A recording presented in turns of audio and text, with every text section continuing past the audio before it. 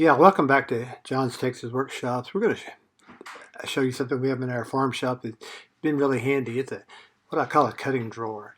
We built this several years ago, and it sure keeps you from burning up your shoelaces.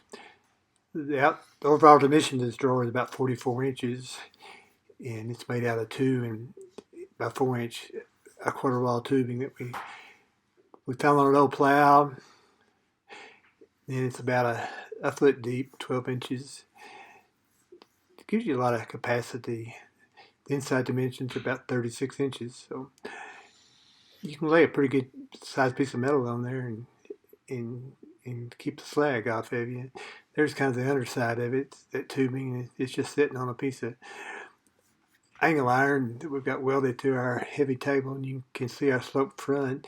Here's the bottom of it. We just have two roller bearings on a piece of 1 inch shaft, and it sure helps with all that weight that you're going to end up with it. Pull it out. These are 5/8 inch nuts that we've used to hold our T-post, where you can just slip them in there and out. There's a picture of the T-post. Seems like that's the most economical thing we've found. We've always have old ones, but even if you have to buy them new, they're pretty cheap, and it has those blisters. It sure helps hold it off. Up then you can pull them out to clean all the mess out that you have inside.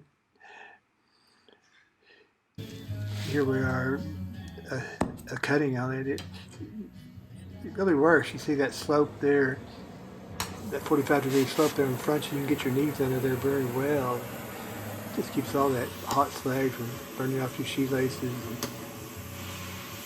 and making you do a dance that you don't want to do sometimes. It just holds that up enough, you can just cut all the way around.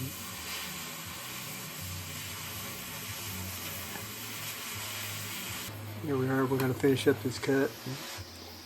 It actually drops clean, which is nice. Anyway, if you have room, it would be in a nice addition to your shop that I really think you would enjoy. We appreciate you all stopping by John's Texas Workshops. If you get a chance, you might leave a comment or subscribe. And hang around, and we'll see what we come up with next. Thanks.